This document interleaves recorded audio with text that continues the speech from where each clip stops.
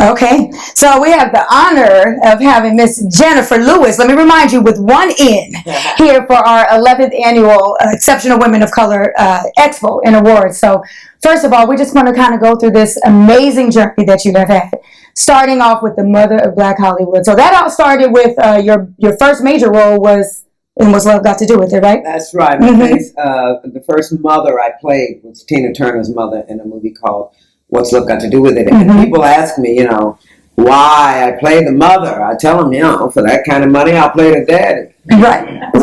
I'm just kidding. But no, and people say, you've been in so many mother roles. And I'm like, that made my career. I no shame in my game. I love what I do. And that's what has sustained me in show business, is because I love what I do. Loving what you do is so important. And let's talk a little bit about that, because being the mother. So I read an interesting fact that with Angela Bassett, you guys are like a few years apart. I think Angela's 2 years. She's only 2 years younger. Whitney was 5 years younger. Right. Mm-hmm. And so playing the mother role, most people will be like, oh no, I'm not doing that. I'm only a couple of years older. But what did you say to that? I've always been kind of like the Mother Earth. That's why I called my memoir The Mother of Black Hollywood. Everybody from Taraji to Tupac to, oh my God, Kadeem Hardison to Gabrielle Union. It's been an amazing journey, and I find myself being a mother off camera and off stage. I just told the audience I got everything I wanted. Now all I do is give back, and I enjoy it so much. Amazing. It's really who I am now. And we enjoy you, I have to say. I always say in another life, you are my mama. In another life. Seriously, yes. Y'all hear that? She's adopted me. As of today. They call me auntie now. Yes. Brandy started that, calling me auntie. So now the world calls me auntie. Auntie. Okay, so let's talk a little bit about Hollywood, because there's no secret. You've shared your experiences with bipolar and how you navigate through life with that. How has that been like, though, specifically throughout Hollywood in dealing with the bipolar and different personalities? There's so many people in show business that are bipolar, and they don't even know it. I mean, look, a lot of us will hide in show business because it's accepted to have so much mania. Robin Williams, myself. Yes. Oh God, the list goes on and on. And what's so wonderful, Taraji P. Henson just started a foundation in her father's name, who had come back from Vietnam with a disorder. And the Black community is starting to wake up. I don't say that it's stigmatized anymore. I think we're really, really, truly waking up with the internet and what's going on and how people can touch each other. And I say to people, it's that uncle that's in the basement and never comes out, that aunt in the attic that never comes down, that cousin on top of the picnic table with his pants down and he's drunk. These people have disorders.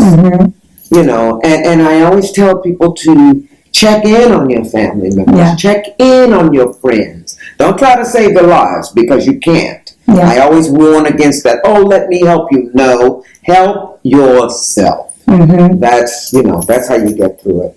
Okay. Self-care. So you've been on Blackish now. It's been 6 seasons, I believe. Yes, and that show is amazing. It doesn't even 6 years has gone by just like that. But has there been any time on set where maybe you had to take a pause, or maybe you felt some type of flare up with the bipolar or anything? Well, not with the bipolar, because I'm treated. I'm still in talk therapy. I go in for a touch up if life gets a little chaotic, but I'm medicated. And no, I don't go off on set. But if I am upset, if something happens, I'll walk off set before I do anything or blow up or any of that. Sure. I kind of don't do that anymore. My life is a wonderful life. And I walk with gratitude, in grace. But no, we have a great time on the set. Tracy, Anthony, the kids, Lawrence Fishburne, I love. Yeah. And, all the guest stars, Loretta Devine is on, taking my man away from me. And, she and I have known each other since we were 19 years old. Wow. Good friends. Yeah. There are no more blow-ups in my journey. I mean, something really has to be bad for me to blow up. Right. Because I really do. I don't wake up looking at, Jenifer, do you encounter racism? Darling, I'm not looking for it. Right. I don't wake up looking for it. And if it comes near, I don't really see it. It have to be right. I was called a nigger not too long ago by an old white woman in a boutique. Wow. And she said she'd had her hair done by some black guy. And he said, oh, you can say it. I think she was sending her out into the world to be killed. But she did. She said it in what she thought was funny. And I had to tell her, no, baby, that's not funny. Yeah. And, I slapped the shit out of her. But that was another story. I mean, come on. What else was I supposed to do? Right. So speaking of some of the castmates, right? You guys, the chemistry is just amazing. I mean, I feel like when I watch that show, you guys are a real family. I don't feel like I'm watching TV. I feel like I'm in y'all's real family. We have our ups, our downs. We're family on camera. We're family off camera. We have to take care of each other, look out for one another. The kids are growing up. I really can't go on enough about the kids. They're really grown up, and I kind of feel a little part of that. I was a grandma. Right, that's right. And we, they have great parents, Marseille and Marcus and Miles. Oh, Miles is just, he's so tall and handsome and smart. Yeah. It's a lot of love on the set, and that's why the show has lasted so long. There really is a lot. I know some sets people don't even speak to one another. Right. So I couldn't go into that environment. Yeah. Honey, I would cry sick and get out of there so fast. I don't want to be anywhere where I'm not happy. Yeah. And I've worked hard enough to be able to handle that part of my life. No, I'm not going over there. No, I don't want to talk to those people. There's enough out in the world you're going to run into without inviting chaos into your life. If you see something negative over there, go the other way. I come from the street, a very poverty-stricken area called Kennewick, Missouri, and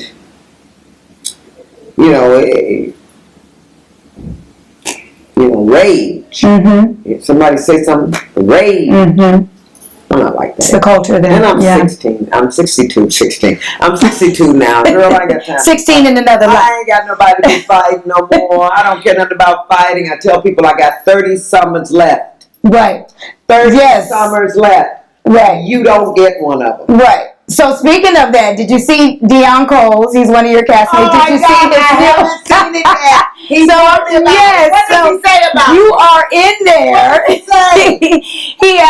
he tells people about that story that you got, instead of telling people how old you are, you told him one day, he said something was clowning around, and you told him, you know what, I'm not fooling around with you, I got 20 summers left, and you twirled on out of it. I love him. So it's so funny. Yes. I can't wait to see it. I've been so busy. Yes, you have to watch it, because you are definitely incorporated in there with your summers. We know how many summers you got left. I know that's right. And then lastly, let's just talk a little bit about your memoir, because, obviously a lot of people, you've shared your bipolar story, you've shared being molested as a young girl, which a lot of times we don't do within the African American community and ourselves, and I think it's so important.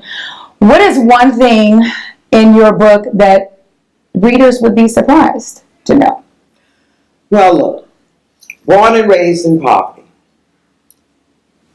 I was an honor student, captain of the cheerleading squad, president of my class. I knew I was an alpha female right away. Okay. I knew I was a born leader. It's just as simple as that. Went off to Webster University. I got my BA in theater arts, went to New York and got my first Broadway show in less than 11 days. Wow. Got to New York and my bipolar disorder was pretty much out of control. We didn't know what it was, but I had a sex addiction. I had been molested, and a guy came into my apartment with a knife to my throat. Oh my goodness. I talked myself out of it. had to work through that because even though I wasn't raped, it's still an assault. It's traumatizing. Sure Absolutely, yeah. So there've been a lot of ups and downs, and then I got on Broadway stage, and I haven't stopped working. Knock on wood. I went from Broadway to being a backup singer for Bette Midler. Oh, wow. And then I went back to New York, did the clubs, got back on Broadway, and then Eddie Murphy's manager at that time, Robert Wax, took me to Hollywood. I wasn't ready because the AIDS epidemic was at its height, and I was emotionally crushed from all of my friends dying. I mean, they just dropped like flies. Yeah. We were too young to experience that kind of death. But I worked my way through it. And then I finally got to Hollywood and realized I didn't know who I was. I had all this talent, but I had no idea. I wasn't filled with anything. I had no foundation. Didn't know who I was. But now I do. Because I went and took care of myself. And I wanted to be happy. I say that in one of my interviews. I wanted to leave.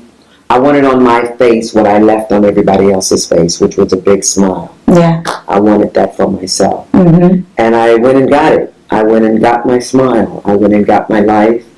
I'm a nature girl. I travel all over the world. You know, I tell people, you sit in shit too long, stop smelling. Right. But we all got some shit. Present. And I just promote self-care.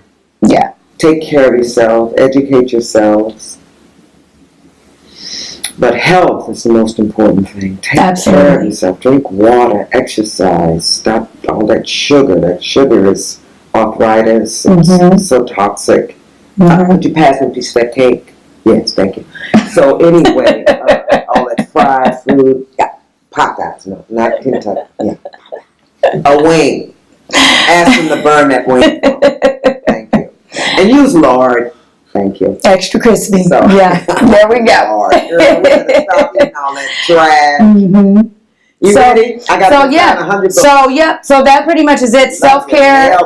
Thank you.